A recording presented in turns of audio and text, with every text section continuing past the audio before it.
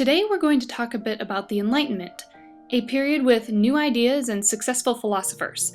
So the first thing we have to do is take a look at the essentials. What is the Enlightenment exactly? Well, for starters, it spans the period between 1650, or roughly the end of the religious wars, until the French Revolution, around 1789. It began in France, mostly in Paris, then spread outward to other major cities of the world like Vienna, Berlin, London, and perhaps Madrid. In order for the Enlightenment to occur, there had to be some factors present. One of those was the scientific revolution, which we just got done discussing. The new ideas promoted in science allowed for new ideas in philosophy, government, and the human condition to emerge. Also, places like Great Britain failed to be absolutist. Great Britain got their monarch to sign the English Bill of Rights, which was going to be kind of important. A lot of people began to want representation like a parliament, and to limit the power of their kings and queens. The religious wars also made a huge impact. Why were we killing each other over religion? Why are Christians killing Christians? The idea of religious toleration came into play. Lastly, what does the Enlightenment even mean? It is an era that changed society.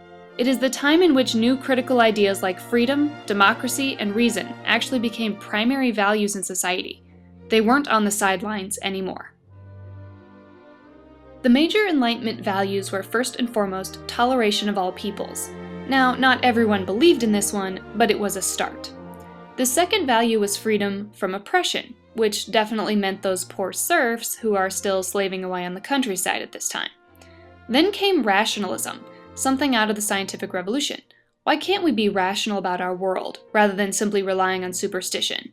This is one reason why the witchcraft trials and other superstitious acts were ending, or declining. Also, cosmology played a role. With the scientific revolution, people were questioning our place in the cosmos, or the universe, because we weren't the center anymore. Perhaps there were new things to explore out there.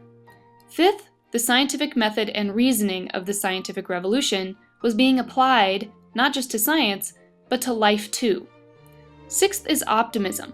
People were thinking more positively about the world rather than negatively, with ideas like man is good and not evil like the Bible said, and society can actually get better, so let's focus on that rather than on the afterlife. Seventh is justice, and reforming the legal systems to be more fair for all people, and eighth is getting constitutions for each nation. A huge push in getting these ideas out there was the printing press, of course, but better than that was the new increased literacy rates for everyone. 80% of men could now read, and 60% of women could read by the end of the Enlightenment. The things that inhibited people from getting reading materials were that the books were extremely expensive, one day's wage at least, and there just weren't enough books. About 20 people to one. However, there were lots of books out there like novels, plays, journals, memoirs, and of course for the more advanced readers in the middle class and upper class, philosophy, history, and theology.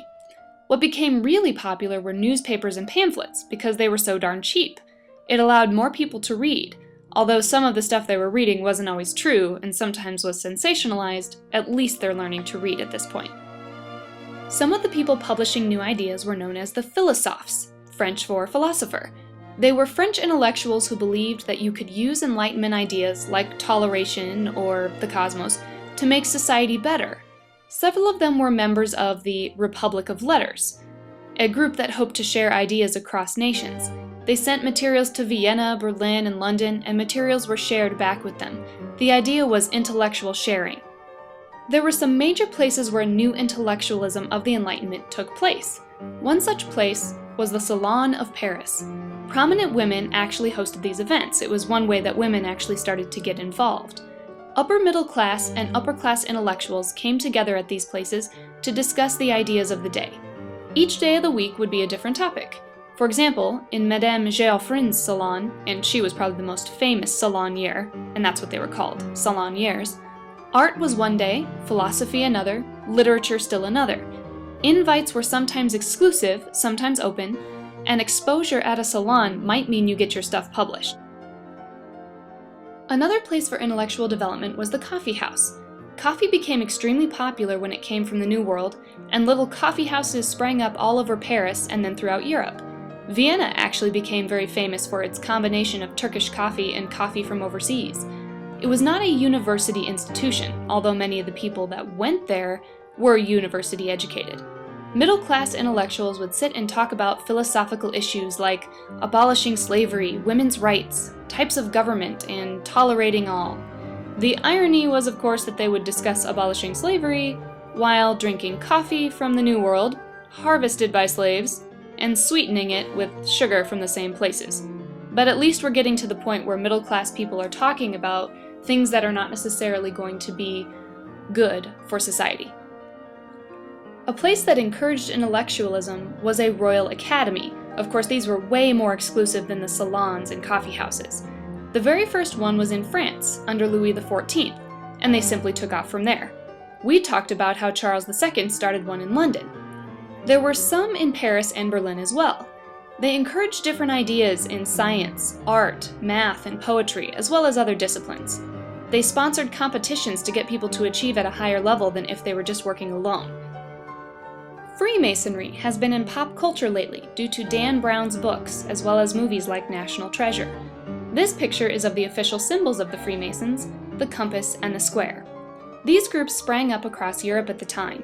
Many famous Enlightenment thinkers were members of a Freemasonry society, like Ben Franklin, Thomas Jefferson, Mozart, Beethoven, and Voltaire, to name a few.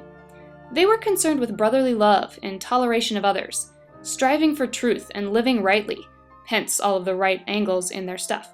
They were also all about giving to the poor through relief organizations. Although they had secret initiation ceremonies, they were not actually secret societies like people believed. Some historians debate whether these sprang up in mass due to the Enlightenment and the ideas promoted, or other factors, but at least there's a correlation. Usually educated, intellectuals became members, not lower-class individuals. Now let's talk quickly about some of the major theorists in politics. First, we have Thomas Hobbes. In 1651, he published his book, The Leviathan. In his book, he stated that people actually need an absolute government. Silly representative governments like in England only get you trouble because men are too corrupt. They won't make appropriate decisions. His famous quote is that life is nasty, brutish, and short, which means that people can't control their own destiny. They need help from a monarch to do so. He's one of the only theorists in this era to really postulate that, because everybody else was really looking towards a representative government. The man to counter that argument was John Locke, who published his first and second treatises on government in around 1690. He believed in a government responsible to the people. He said that the government has to be responsible for their rights, as well as responsive to their demands, meaning the government has to listen. He also wrote about how each person is born with a tabula rasa, or blank slate. His or her life experiences write on that blank slate, which means people are kind of born good-natured. They have their own moral controls that they develop throughout life, rather than being born evil. They also need authority figures like kings and queens, but not for the initial reasons Thomas Hobbes would say. He believes they need kings and queens to sort out problems, rather than to control their every move. He and Hobbes are two of the more famous political guys of this era. Baron de Montesquieu, a Frenchman, wrote The Spirit of the Laws in 1748.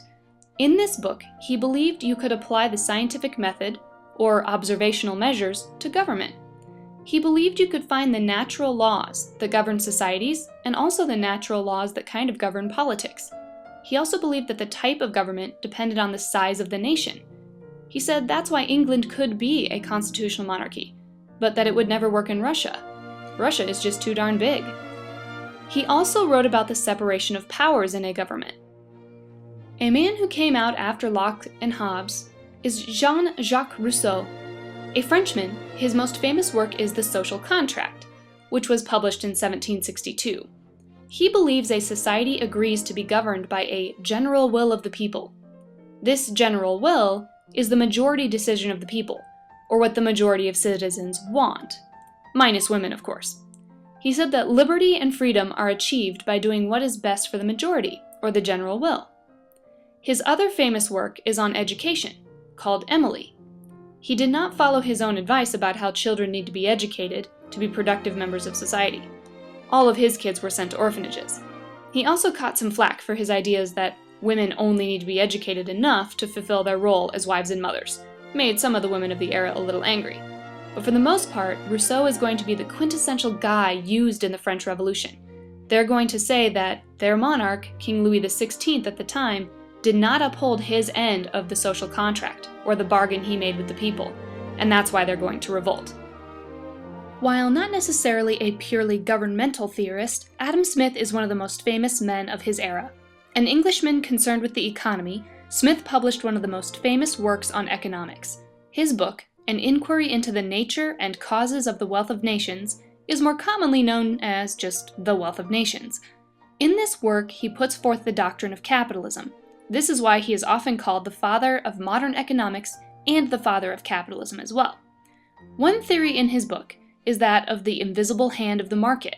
He believed that in the current economies, which were dominated by mercantilism, people didn't have enough freedom. Remember that mercantilism was dominated by the government, who wanted more colonies, gold, and a favorable balance of trade. Remember that they thought the wealth in the world was like a pie. Adam Smith shattered that with his theory of the invisible hand. The invisible hand referred to the fact that the economy would be regulated naturally when people were allowed to think and act for themselves. You can see why Smith is an enlightened figure. He would argue that when people act in their own interest, they hope to make money. When they make money and become successful, they hire more workers. Those people then get wages and are paid. If the government intervenes, that invisible hand is disrupted. That brings us to his theory called laissez-faire economics, or hands-free government. This is where his economic theories really get political. He said that the government should keep their hands off the economy. They should regulate only a few things in the economy and leave the rest to be governed by the invisible hand. Overall, his work was essential in setting up modern capitalism as a theory, not only in England but in Europe and America too. Next, we'll take a look at the people critiquing society rather than politics. First, we have the amazing Voltaire. Voltaire was just his pen name. His real name was François-Marie Arouet. He was an all-around philosophe who traveled throughout Europe and wrote over 2,000 books, letters, plays, novels, and other documents. He wrote mostly about toleration, freedom of religion, giving people civil liberties, and free trade. He was kind of the quintessential philosophe. His most famous book is probably Candide, pictured here, which is a fictional story of an upper-class young man who has been taught to be optimistic his whole life. He has lived a sheltered life. The book is about his journey through the rest of his life, where he sees the hardships and realities of real people. Voltaire ridicules religion, theologians, governments, armies, philosophies, and philosophers in this book with sarcasm and disdain. It was a scandal when it came out, but hugely popular in 1759. Denis Diderot, the T is silent, is famous for compiling and editing the first encyclopedia. Thomas Jefferson and Ben Franklin, alongside Voltaire and others, wrote articles for this endeavor. Published in France between 1751 and 1772, it was a gargantuan 35 volumes, with 71,818 articles and 3,129 illustrations. Unfortunately, he was censored multiple times due to the controversial nature of some of his writings. He wrote other things too, like plays and novels, but he is most well known for this. Cesare Beccaria was an Italian philosopher and politician, who is best known for his booklet, On Crimes and Punishments, published in 1764. It lambasted and condemned torture as an inhumane and idiotic instrument of the state that only breeds more terrorism and violence and never produces correct answers. He also condemned the death penalty, saying that it was difficult to say it is wrong to kill when the state does it all the time. His ideas are still used today, as capital punishment and torture even continue to be hot political topics, as we continue to discuss things like Guantanamo Bay, and of course the death penalty in states like Texas or even Iowa. Should we have it? Should we not? Is it valid? Is it not? Still definitely hot topics. Our last but certainly not least person for the day is Mary Wollstonecraft. She is considered to be the first modern feminist thinker. She fought verbally in Letters with Rousseau, the man from earlier who believed women were incapable of getting a full education. Her famous work is A Vindication of the Rights of Woman, published in 1792 as the French Revolution raged on. She stated in this work that women are not naturally inferior to men, but have not been able to receive the education of boys and men, and therefore are simply behind. She shows women in history who have risen above their station due to their education. Wollstonecraft also declares that both men and women should be treated as rational beings, instead of the way it was, where men were treated as rational and women were seen as emotional. She even criticizes women for allowing themselves to perpetuate the label, truly a feminist thinker. These are just a few of the major contributors to the Enlightenment. We'll also be looking at musicians like Mozart, who made an impact on the Enlightenment, and other literary geniuses, as well as the politicians who claimed to be enlightened, like Catherine the Great, Joseph II, and Frederick the Great.